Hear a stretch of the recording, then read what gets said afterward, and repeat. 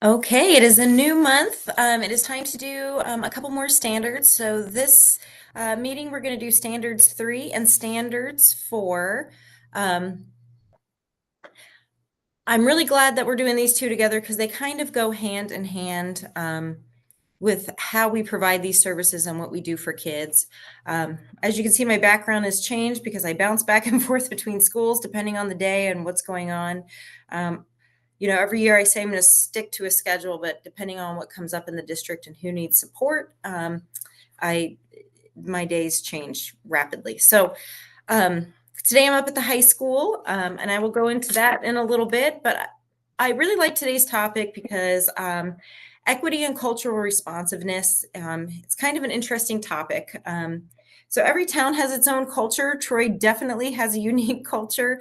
I think in Montana, especially, small towns take a lot of pride in their unique identity, traditions, um, and things like that. One of the things I think that is most rewarding about working in Troy is the staff, especially those who have been here a long time and are part of our community and part of our culture. I think that's really important to parents and students that they see their teachers around, that they're part of the community, and that we have these shared beliefs for lifestyles and just this community focus on helping each other. And I really do think the Troy way is to help each other, help your neighbors. And I think you see a lot of that in our school, in our community based collaboration, the things that we do within the community, our back to school blast. We just celebrated Veterans Day yesterday, one of my favorite days of the year. But our community has a high percentage of veterans, and it's great to honor them. We have great collaboration with the VFW, Unite for Youth, Spring Up Troy. I mean, we work with a lot of different organizations. The Libby Job Service, I've just met with them. And just like we do adult ed, all these different things are part of our culture at school. And I think it's important that our kids see that teachers are receptive and a big part of that culture. Um, One of the things that's also unique to Montana, and that we're seeing more and more of as a state level, I'm going to go renew my license this year. I did not get licensed originally in the state of Montana, although it's the only place I've ever taught. And so I have taken Indian Ed for All courses, but every teacher who renews their license going forward must have taken part in Indian Ed for All classes. And this is something we've worked on in our school as well, is to show some of those traditions. We've had presenters. If you walk through the elementary, we've got flags. We just bought some stuff for the high school. It's a big metal map of all the tribes in Montana. I think that's a really important part of Montana history that our kids need to be aware of. As Emily presented a few weeks ago, we do a lot of Montana history in fourth grade, but it's also something that everybody has as part of their curriculum. And we have a district-wide curriculum map of how people are going to put Indian Ed into practice in their classrooms. And that's something we will continue to grow and focus on. Another thing that's a big part of our community, and I talk about this all the time, but our um, our support of just technical and career programs as well as college. I think we have a really diverse mix. And I just like that our parents are so supportive of getting that career and technical education in early. And we have that unique component of having life skills as part of our curriculum. And I also think that's really important. The kids love it. I just did a tour with fifth grade yesterday, just getting them acclimated to coming up next year.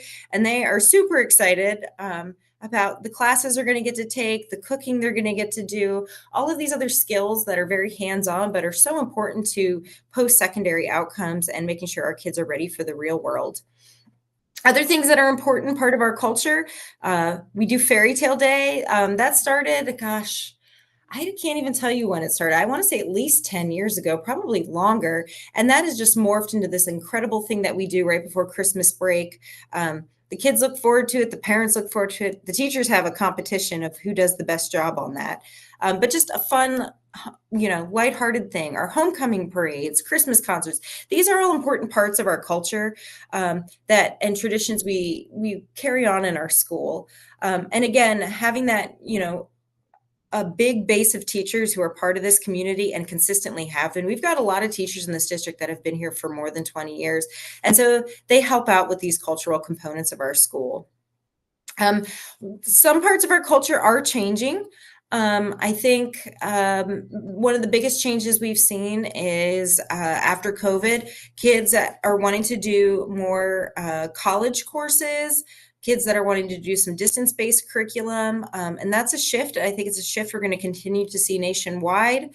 Um, just having more diverse options for kids to succeed in different settings. The transitional learning grant that our district just applied for $76,000, part of that is offering kids proficiency-based learning. So basically finding ways that we can meet all the needs of our kids in different ways so that they're all successful.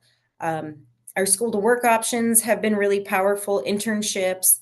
And even at the elementary school, the differentiation, we have, for each grade level, I want to say 4 or 5 different groups so that every kid is getting the reading and math instruction at the level that they need on those targeted skills that they're missing.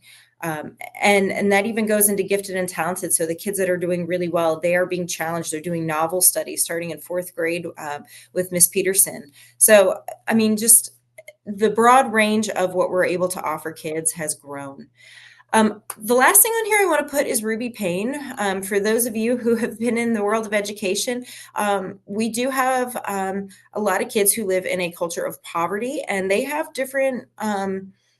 There's different value systems and cultural norms that we all have to be aware of, and so that is something we also focus on district wide, and we continue to revisit over the years because just that understanding of our kids' background plays into how we direct them and where they go. And just understanding where they're coming from and how we can kind of get them to the next level. So that's on there. If you guys have not read Ruby Payne, I'm happy to buy you a copy of that book, but it's very powerful in education and just understanding kids and families. There's lots of different ways that we can address cultural conflicts. I mean, we try to hold the norm. As much as we want to meet kids' needs, we also have to have, as our school board knows, we have to have that line in the sand, especially when it comes to behavioral issues to keep our schools healthy. And I think our board has done a really good job of upholding some of those norms and just saying this is what we're willing to accept and not accept. And that's hard to do because we want to do what's best for kids, but sometimes we also have to look at the good of the whole. And I think our board has really done a lot of that. We're always looking for ways to involve community and parents.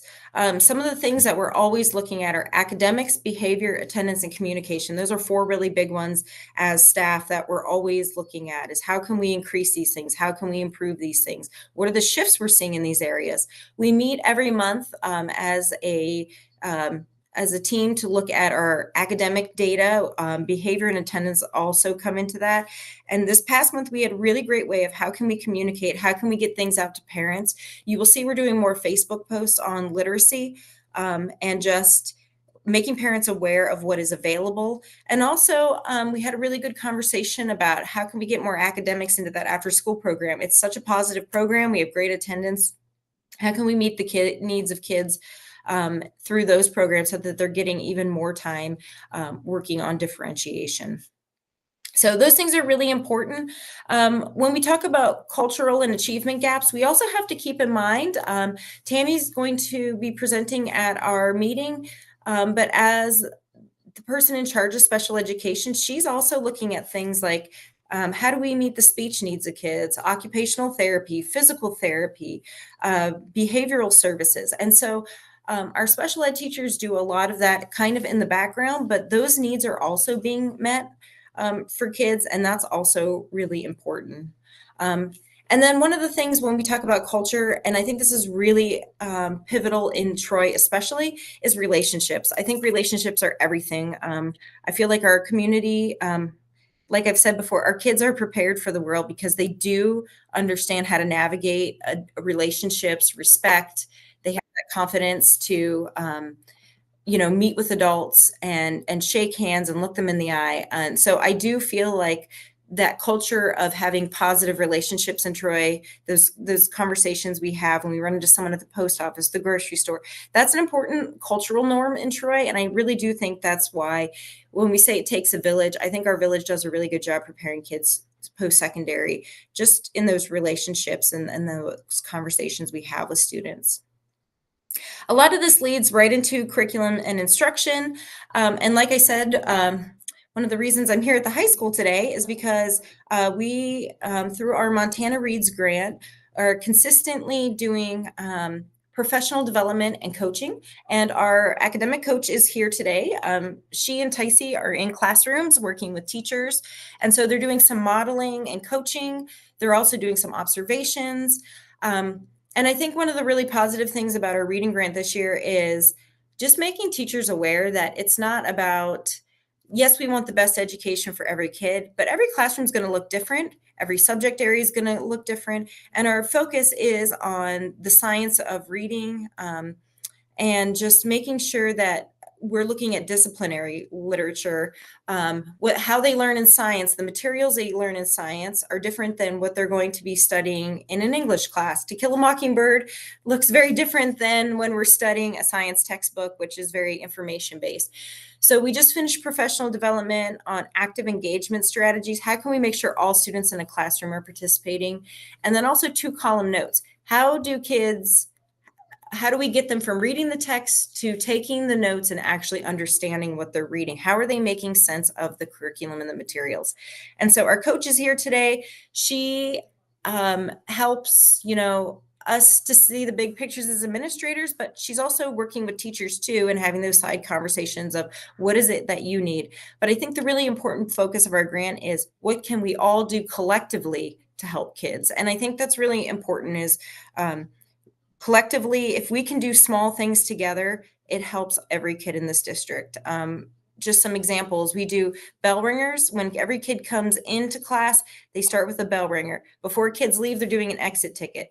Yes, an exit ticket sounds silly, but for a teacher, that is saying, okay, we worked on these math equations today. Here's a math equation I want you to solve on your own. And then for that teacher, taking that information and saying, okay, I see that 16 kids got it and 4 didn't. I'm going to meet with these 4 kids later so I can help them because they clearly need a little more instruction on how to solve this strategy.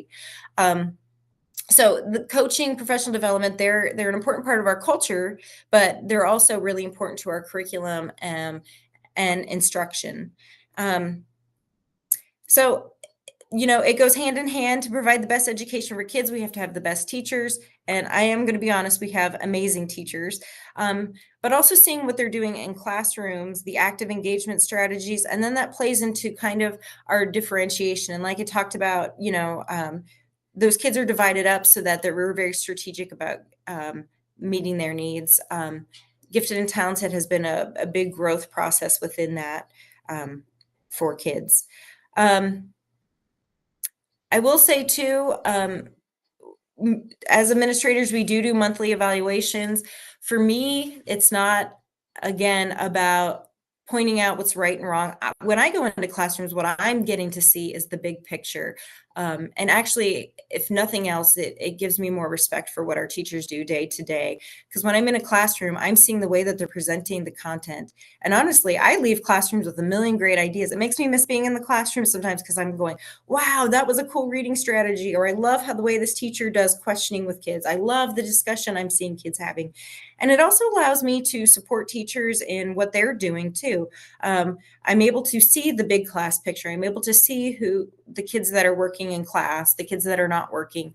And that helps me, even as an administrator, when I'm seeing kids in the office, decide what is going on here? What support does this kid need? What am I seeing academically when I'm in those classrooms? Are they participating? Are they not?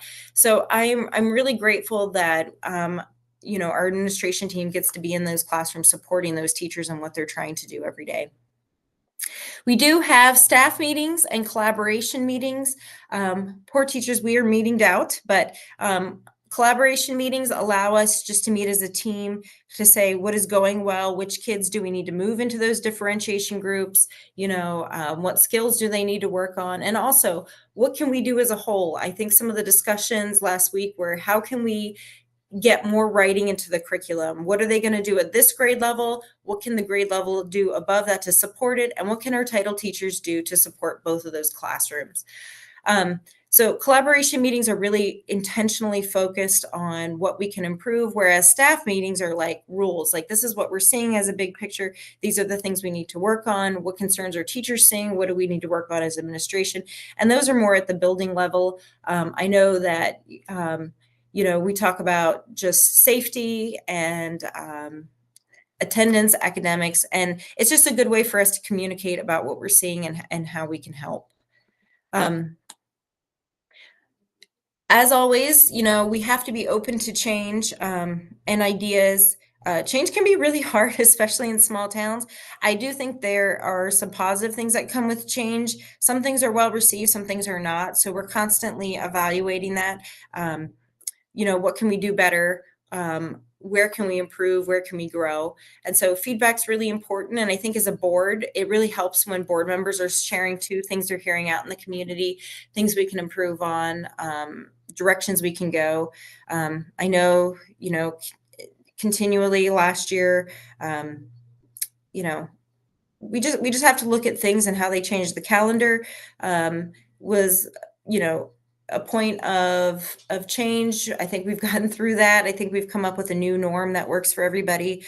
But I know that, cell phones is going to be a big issue going forward too. So just having that open dialogue really helps between community, the school, the board, helps everybody succeed. But we're doing a lot of great things in school. And again, I will say this all the time, but I don't work on an island. I have great staff that works with me, great parents, great community members that are constantly reaching out. I will say I got one exciting piece of news. I'll share this at the board meeting too, in case you don't get to watch this, but I'm super excited. We applied for the Purple Star grant and we just got it from the state. We're doing the veterans wall. We have veterans parking. These are new things, new traditions that we're bringing into our school, but they're based on, what our community perceives as important. So yeah, lots of good change, but also lots of things that are staying the same because they're important. And, with academics, like I said, it's going to be a continuing change in the future. I'm not sure what that looks like, but we're going to navigate it together. So just keep the communication open. And I want to thank the staff for all that they do because it is a lot. So anyways, if you have any questions, feel free to ask me at the meeting. And as always, we will continue to do these.